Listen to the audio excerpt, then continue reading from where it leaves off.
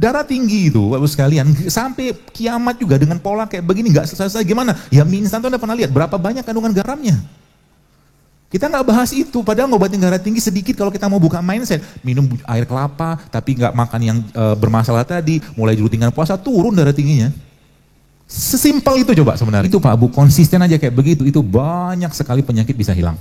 Obat atau sayur yang paling cepat menurunkan tensi. Tapi itu efeknya apa? Efeknya kalau autofagi sudah berjalan atau terjadi dalam tubuh kita, maka sel kanker akan dia makan, sel rusak akan dia makan, asam urat, pokoknya yang rusak-rusak itu dimakan semua. Jadi tubuh kita itu dokter terbaik. Apalagi Anda ngerti dari beberapa jenis sayuran, itu punya kemampuan atau membersihkan yang luar biasa. Contohnya apa?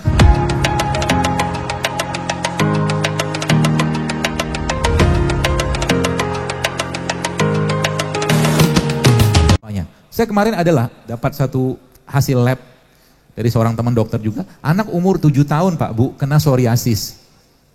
Psoriasis itu penyakit autoimun. Dari mana dapatnya coba? Kalau bukan dari gen bapak ibunya. Kalau nggak dari, pertanyaan kenapa bapak ibu bisa mewariskan gen kayak begitu? Karena bapak ibunya saben hari nyampah. Jadi kalau sekarang mungkin Indonesia darurat narkoba, darurat apa, Indonesia itu darurat makanan juga sekarang. Dan akhirnya apa yang terjadi? Lihat, dalam 5-10 tahun ke depan dalam zaman saya masih main Twitter, saya pernah bilang Indonesia nih akan booming autoimun dengan pola makan kayak begini. Ternyata terbukti. Sekarang lupus di mana-mana. Ya, rematik di mana-mana. Banyak sekali gara-gara apa? Anda bangun tidur yang dimakan tepung. Bangun tidur yang dimakan gula. Bangun tidur dimakan minyak, gak ada lagi yang sehat yang dimakan tiap hari. Coba list dari makan pagi, siang, malam. Ada buah, mungkin gak ada buah. Sayur gak ada, air gak ada. Yang dimakan semua kayak begitu, gak ada perubahan. Ya sudah, berarti kita mempersiapkan gen kerupuk yang boro-boro cerita jihad. Bangun malam itu susah minta ampun. Oh iya, benar Pak. Kenapa saya bilang kerupuk? Ya kerupuk. Yang dimakan kerupuk, gak ada gizinya. Maka sekarang di mana-mana nanti anak-anak taunya apa? Mie instan, taunya sosis, taunya nggak kenal lagi dengan makanan sehat. Anak-anak nggak dikenalkan dengan buah. Kenapa? Mak bapaknya juga begitu di rumah. Darurat Pak sekarang ini Pak. Boro-boro kita bisa cerita perjuangan Islam. Ngurusin makanan aja kita nggak mau sedikit usaha. Gitu loh. Jadi kuntum khairu ummah itu ya lewat puasa jarang, buah jarang, sayur jarang, air jarang, ya sudah tiap hari begitu-begitu terus. Apa yang terjadi? Ketika ada seorang wanita membawa anjingnya ke masjid, diam semua, nggak ada yang bergerak. Harusnya kita menangis loh. Saya kemarin lihat satu video tadi pagi lihat di Palestina. Ada seorang ibu-ibu coba, ibu-ibu yang mungkin sudah 56 tahun, dia lagi pegang pagar, ditembak, nggak ada ngapa-ngapain dengan orang Israel. Kadang-kadang kita doa pun gak ada, mau boro-boro mau doa gitu loh, sibuk di sini misalkan kita dengan apa yang dimakan, gitu-gitu mood kita sudah bermasalah, bahkan doa pun kita lupa gitu kan, waliyahzubillah. Ini umatnya, umat yang kata Rasulullah kayak buih lautan kayak begini sekarang. Sometimes we do nothing. Ya. Dan mereka orang-orang musuh-musuh Islam itu ya memang juga mengadakan atau membuat kondisi kayak begitu. Kan kalau Anda lihat di internet namanya food control namanya. Makanan itu mereka kendalikan. Food control. Supaya apa? Karena sekarang bagaimana caranya membuat umat Islam ini doanya tidak sampai ke langit, bikin makanan mereka tidak halal, kan gitu. Kedua, buat mereka terperdaya dengan makanan, jadi fitnah kan, gitu loh. Jadi jangan bangga dengan kuliner-kuliner yang luar biasa hebat macam. Maksudnya gini Pak, kita umat Islam ini hidup di dunia ini memang tujuannya apa? Ibadah, gak ada lain, gak ada bukan. Butuh makan nggak? Butuh. Sedikit, gak usah banyak, gak usah berlebihan. Nanti di surga kalau makan banyak, di sana nggak ada kenyang. Mau makan apapun silakan kata Rasulullah. Karena kenyang itu sudah diambil sama Allah. Haus tuh nggak ada di sana. Mau makan aja, nggak haus, nggak lapar, pengen makan. Di surga kayak begitu. Nah di dunia kayak mana? Kita mulai berpikir bagaimana namanya fitnah akhir zaman, termasuk dalam urusan makanan kayak gini yang luar biasa. Nah, gitu loh. Dan itu memang salah satunya adalah berlebihan kita dalam urusan makanan. Maka berkomitmen lah, ya. Mungkin pesan saya itu berkomitmen untuk apa? Ganti, perbaiki makanannya, ikutin. Jadi kata Nabi, kata Allah dalam Al-Quran, "Qul in kuntum tuhibbunallah," kata Allah, "fattabi'uni yuhibbukumullah wa yaghfir lakum dzunubakum." Ikutin aku, kata Rasulullah. Kalau mau kau cinta Allah, ikutin. Bagaimana Nabi bangun, bagaimana Nabi makan, bagaimana Nabi puasa, ikutin semua. Kalau saya sangat yakin kalau seandainya ada Nabi SAW di sini, Nabi kalau disuguhin gorengan gak bakal mau. Kalau saya sih yakin kayak begitu. Kenapa? Ya Anda sudah tahu kan bagaimana cerita gorengan tadi kan? Dan di mana makan abang gorengan? Di mana kita makan kayak begitu. Jadi makan lebih banyak untuk memenuhi selera, lidah. Tapi tubuhnya terzolimi tiap hari. Mau sampai kapan kayak begini gitu loh. Anak-anak pun dikenalkan yang kayak begitu. Anak-anak udah, Anda di rumah mungkin lupa beli buah, lupa beli sayur segala. Anak-anak akhirnya kenal dengan makan-makanan instan. Akhirnya apa?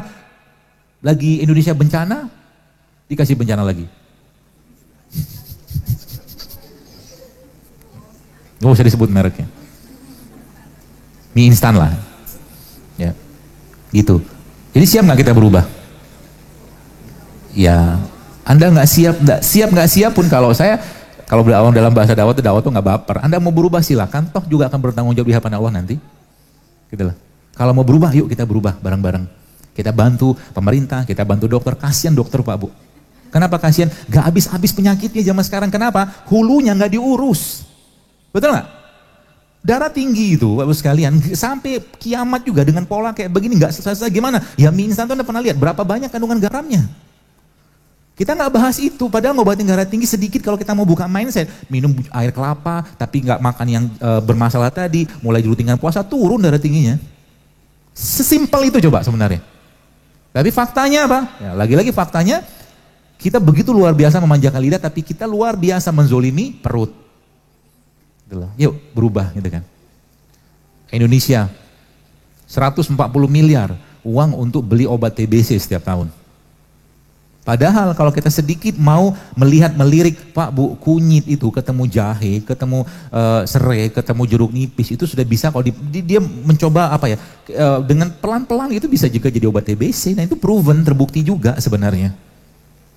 Gitu loh. Jadi lagi saya sampaikan, ayo kita maksudnya sayangi badan kita Bapak sekalian. Jangan lagi zolimi. Ya. Kalau Anda makan mulai sekarang pikirkan baik-baik. Yang saya makan ini bikin masalah atau bikin sehat. Gitu loh. Dan kita tahu mana yang sehat, mana yang tidak sehat kan gitu. Kita udah paham. Ya. Kalau muncul godaan itu, lawan.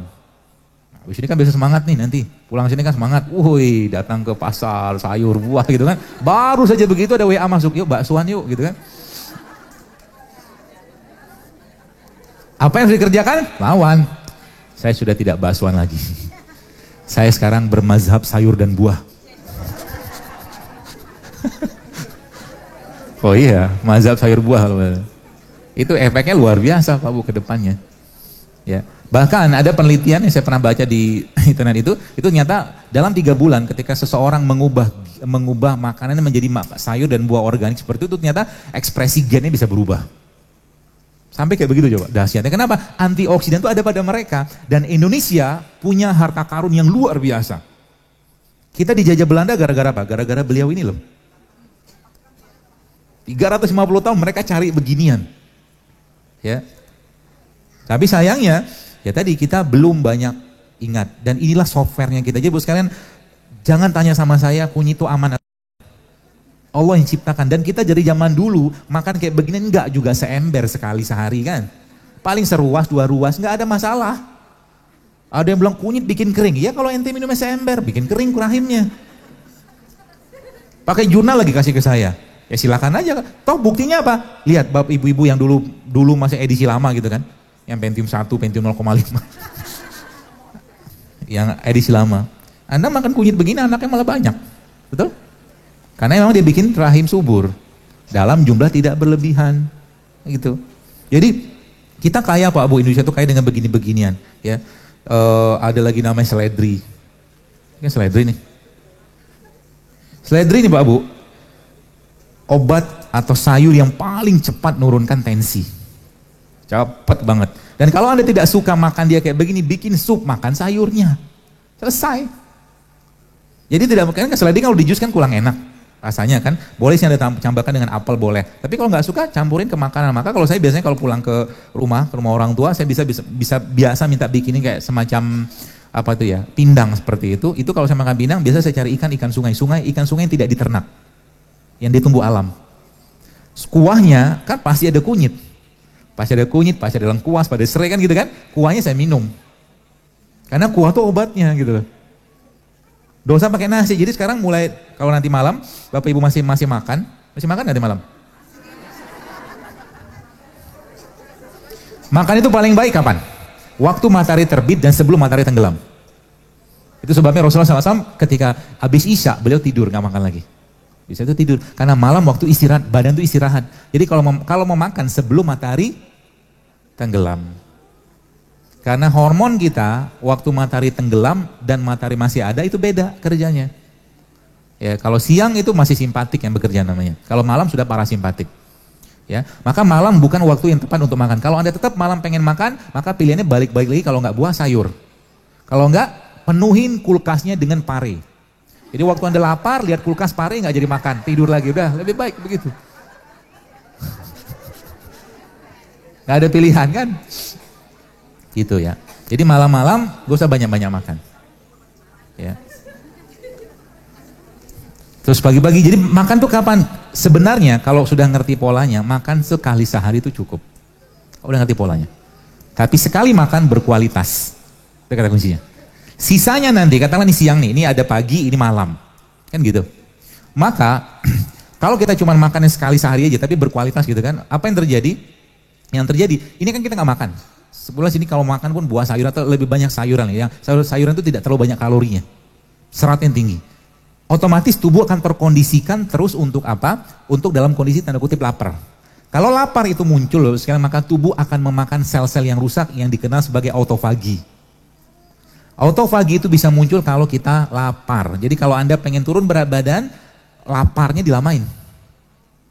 Minum tetap ya, tetap minum. Ya, kadang-kadang saya biasa, karena udah sering gitu kan, kadang 15 jam, 20 jam saya nggak makan, tapi minum. Tapi untuk saya pribadi, kalau Anda nggak cocok nggak usah diikutin.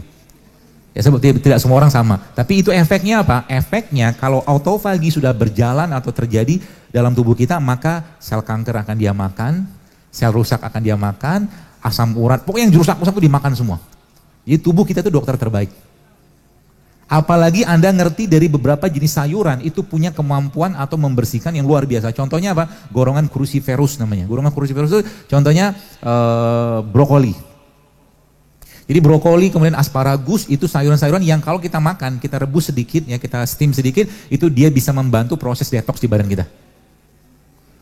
Ya, kalau nggak ada mungkin kayak seledri oke lah, atau mungkin apa tuh daun selada gitu seperti itu juga bisa. Ya, jadi banyak pilihannya. Nah, inilah saya katakan spare part yang Allah buat. Jadi kalau boleh saya katakan obatnya kita itu ada di mereka-mereka ini Pak Bu. Ini apa nih, jamur. Sudah pernah bikin sup jamur yang pernah saya share di feed? Jamur merupakan salah satu sayuran yang rendah kalori tapi tinggi serat. Jadi kalau Anda malam tuh pilihan, salah satu pilihan kalau tetap pengen makan, ini jamur. Dibikin kayak sup. Kasih jahe, kasih kayu manis, kasih cengkeh gitu lah, sederhana. Kasih sedikit mungkin wortel atau apa. Dia seratnya tinggi dan dia bisa mengikat racun-racun di badan. Itu jamur. Itu luar biasa. Jadi kalau kita lihat kayak begini itu memang subhanallah, memang Allah udah maha baik banget menciptakan ini kepada kita. Contoh ini mungkin ketumbar. Ketumbarnya bos sekalian itu efeknya ke pembuluh darah luar biasa ketumbarnya. Ya, kasih air panas sedikit, masukin, kasih madu, selesai. Anda bisa minum teh ketumbar dan manfaatnya luar biasa. Perut akan hangat, BAB akan enak. Hanya mengganti gelas, coba isi gelasnya. Ya Masya Allah kan. Tomat nih. Tomat nih kalau Anda sedikit, jadi tomat ini paling baik dimakan apa dalam kondisi di steam, dikukus. Tomat punya satu bahan anti kanker namanya lycopene. Lycopene anti kanker pada tomat ini baru keluar dalam kondisi dia dikukus atau di steam. Tapi ya Anda harus makan tomat semuanya. Jadi yang disebut dengan whole food tuh kayak begini. Jadi lycopene itu ada dalam tomat, jangan dipisahkan. Jadi kalau Bapak Ibu minum vitamin itu sebenarnya tidak banyak manfaat. Vitamin sintetik ya, karena sudah terpisah dari induknya dia. Makanya sebenarnya gini, kalau Bapak Ibu lihat, di sini kan ada kurma dia ada gula, ada, tapi gula pada kurma banyak temannya, ada besinya, ada vitaminnya, ada mineral segala macam. Beda dengan orang makan 1 sendok teh gula pasir dengan 1 kurma kayak begini, beda nasib. Beda nasib. Kenapa? Karena si gula tadi sudah kehilangan temannya. Paham ya? Nah termasuk juga dengan beras. Beras itu sebenarnya, saya tidak melarang Anda makan nasi putih, tapi nasi putih yang ada zaman sekarang sudah banyak sekali habis mineralnya, sisa cuma gula doang. Yang makan mineralnya siapa? Ayam. Betul?